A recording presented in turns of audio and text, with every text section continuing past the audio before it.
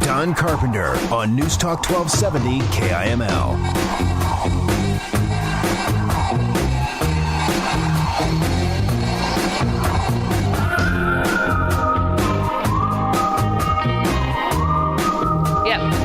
News Talk 1270 KIML, Don Carpenter Show.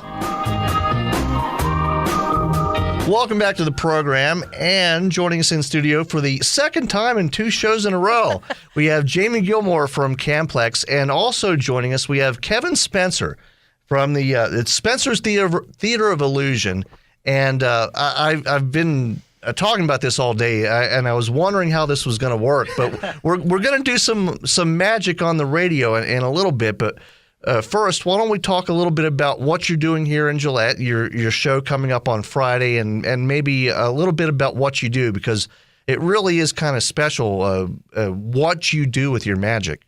You know, we're very excited to be here. I don't always get the opportunity to work with people like Jamie, and so this is really, really special for us. Some of the people that we work with, a lot of times, because we're a very commercial sort of show, I mean, people come in, they buy tickets, they see the magic show. But it's great to work with people who understand the power of the arts in their community in ways that are bigger than what happens on their stages or in their buildings. So I am very excited about the stuff that we're going to be doing this week, going out into the schools, working with some of the students in the school systems, and using simple little magic tricks as a way to help them process information, learn to follow directions, help them with fine and gross motor skills. And there's a huge academic component that comes into it as well, because every one of the tricks that we teach has a connection to either language arts, math, or science. So it's a pretty fun thing. Well, and that is one of the cool things about Camplex. I mean, a lot of the shows that you guys do, I mean, obviously they're entertaining, but there's also kind of that educational aspect. And I think most people wouldn't really think of magic as being a teaching tool, but it really can be, can it? Absolutely. I think it's because it's so engaging. I mean, who isn't absolutely captivated by a magic trick? And children, I think, are especially intrigued by magic. So it gives you that opportunity for them to, in their minds, to go, how did that happen? Why did that happen?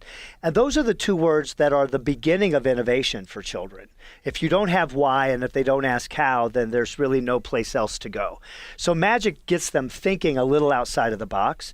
And it's because it actually hits 3 levels of our learning capabilities. It's visual, so we can see what it is we're doing. It's oral, you hear, so when you're actually performing the trick, you also get the response from the audience. And it's very kinesthetic, it's hands-on. So anytime you're working with students, especially when you're working with students with special needs, and you can bring in an activity that's visual, that's oral, that's kinesthetic. You hit them at all 3 levels of their learning, and it just becomes much more meaningful for them. It's a very authentic learning experience. So that's what you're going to be doing this week. I mean, your show's on Friday. Again, it's at 7 o'clock at the Heritage Center at Camplex. So you're going to be going out all week. I mean, you're here early, and you're going to be going out all week to the schools and just demonstrating the tricks. Now, do you teach the kids how to do the tricks as well? We do. That is the most fun part of it. Can you imagine?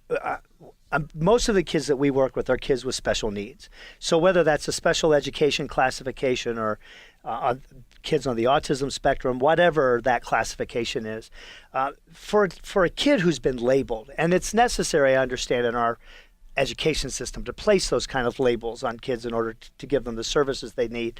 But all too often that label becomes kind of a stigma, a mark on their soul that doesn't tell us anything about who they are or what they're capable of.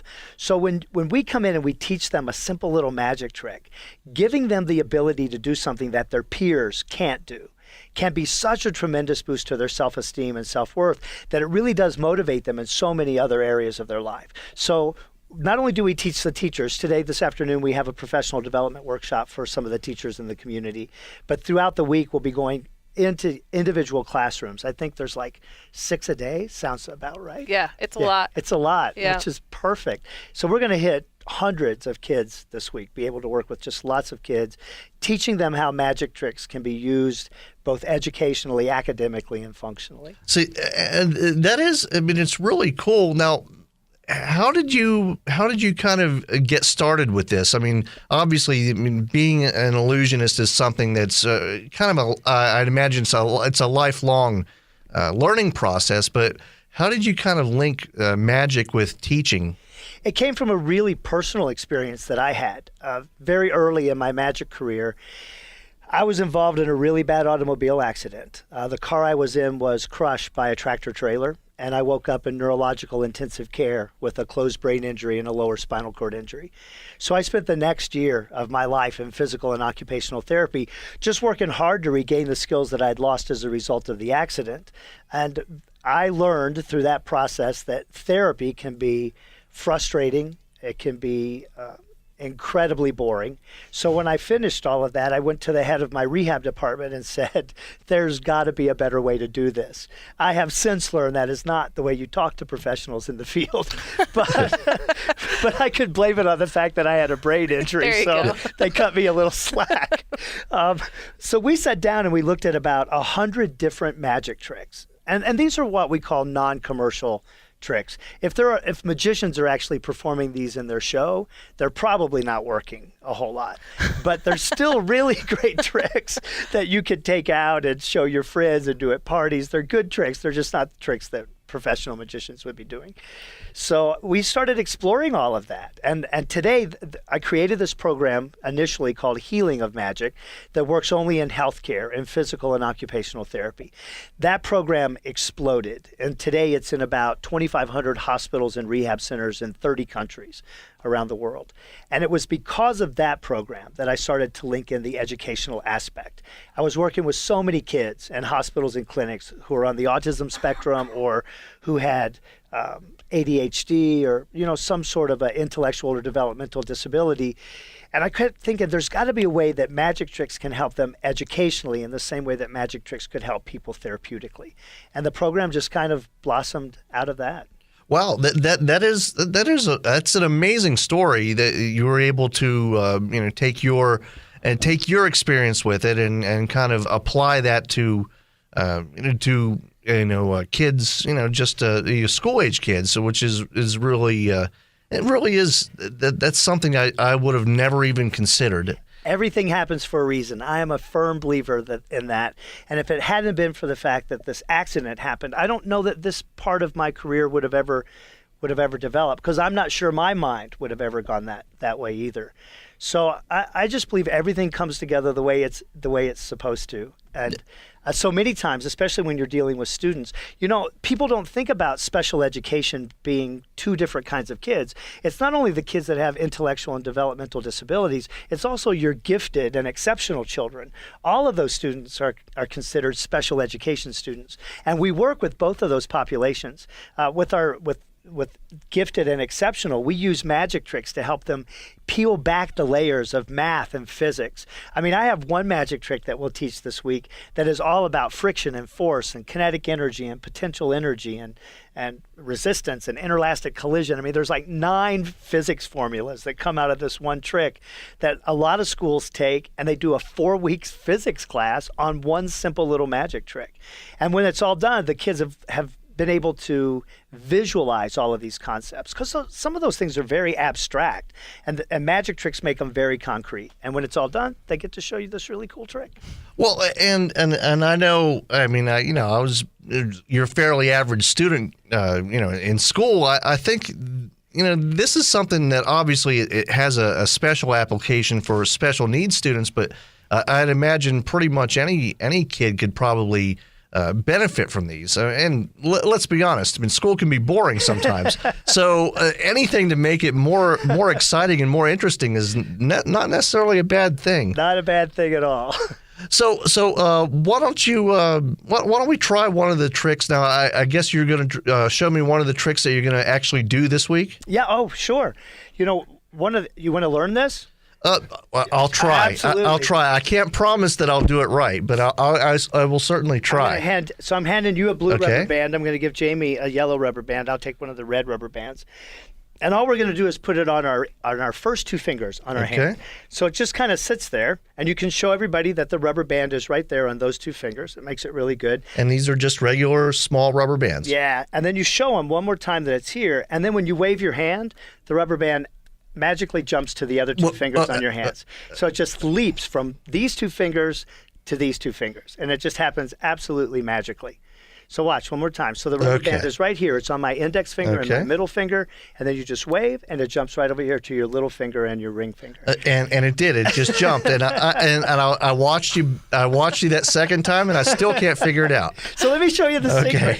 So the secret happens like this: when you pull the rubber band out and show everybody that it's right here on these 2 fingers, all you do is close all 4 fingers right inside the rubber band like that. So pull it out, all 4 fingers go in. And so it looks like it's on these 2, but now it's on all 4. So go ahead and let go of it. So it can just go right around your fingers right here. And there it goes. Oh! Nicely done. Wow. And that, I mean, it's just such a simple trick. And the whole idea is you keep one side facing out, the back side of your hand facing out. You close all 4 fingers and you just... There it goes. Isn't that awesome? It's a great trick. It's just so simple, and the whole idea is you just keep the back of your hand facing out the entire time. And it's Newton's first law. Okay. Physics. It's it stays in motion until it's stopped. So that is amazing, and I would have never considered an object that is in motion tends to stay in motion unless something stops it. That's it. That is. It hits another resistance, and that other resistance becomes your 2 fingers. Now I know a magic trick. My list of magic tricks is now 1. Mine too. 1 for 1. Yep. It's a great trick. That is and because fun. You have to open and close your hand, this is all about flexion and extension of the fingers, and because you have to grab the rubber band with your thumb and index finger and pull it out, it's about grasp and release. This is all fine motor skills. So, and then turning your wrist this way, this wrist rotation movement for a lot of kids is very difficult, especially kids with developmental disabilities. This is called supination and pronation of the wrist. So therapeutically, when you start talking with an occupational therapist who works with these kids all the time, they can use this simple little magic trick to help them with planning and sequencing, organizing tasks and movements, fine motor skills, flexion and extension of the fingers, and supination and pronation of the wrist. See, again, that's just amazing that such a simple little trick could be something that is just so important.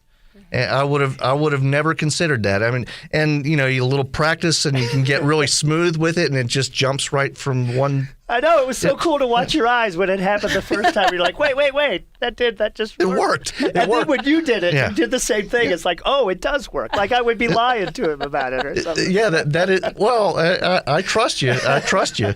That is an amazing trick. And think about that from a kid's perspective. I mean, if you're a child and you've been told that you have, quote unquote, a disability, and now you perform this trick, and you go home and you show this to your friends and your family, and they're asking you, how did you do that? What just happened there? How did you do that? How empowering that has to be for a kid. Oh, well, yeah, that absolutely. offers, an opportunity for them to have to explain it too, which is another thing, that getting into those social skills with some of those kids. Then they have a way to engage that might be kind of a different way for them to open up a conversation that they haven't been able to have before. Yeah. Well, interacting with other kids. If I were a kid and I knew this trick, I'd probably hold it pretty close to the vest. I'm not telling you, it's magic. Well, there you go. But even that is a conversation. Yeah, so, absolutely. That was really, and I was wondering how magic on the radio would work, but it definitely works. Don's excited. Yeah. All right. This is the most fun I've had on the air in a long time. So, and if you're just joining us, we're talking with Kevin Spencer from the Spencer's Theater of Illusion. Their website is spencersmagic.com. Of course, Camplex, it's cam-plex.com. Going to be performing Friday night, 7 p.m., and you're going to be out in the schools all week. And hopefully, next time you're in town, you can stop by again. This was really a fun time. Real quick, just to throw it out there to your listeners too, we are also going to be at the Rec Center today from 11:30 to 1:30, just kind of promoting the show. And he'll be doing a little bit of hand magic, and we'll have his promo video there and some flyers to hand out and some different stuff about the show. So if you're coming out to work out or you're just driving around in that wonderful weather we have going on today, stop by and see us today at the Rec Center from 11:30 to 1:30. It's not normally like this in the spring. That's what I've been told. Where are you? I don't know. I don't think that. Where are you originally from? I grew up in Indiana. Oh, okay, so I mean, you've had some pretty rough winters. I too. haven't been there in a long time. I left right after high school because of the snow. I live in the South. Okay. Where this would be the most terrifying event of our year. Well, I have a friend that's from Texas that just moved up here and is just terrified of any kind of snow, even rain. Which is, well, I mean, it's Texas. I mean, anytime it freezes, it's a national emergency down there. But, sure. But because they're crazy drivers. Well, that is true. That is true. But again, Kevin Spencer and of course Jamie Gilmore from Camplex. Please stop by anytime. Thank you very much. Don. Thanks a lot. And with that, we're actually out of time for the day. I'll see you guys tomorrow morning. News Talk 1270 KIML. Not insulting guests since 2013. Don Carpenter on News Talk 1270 KIML.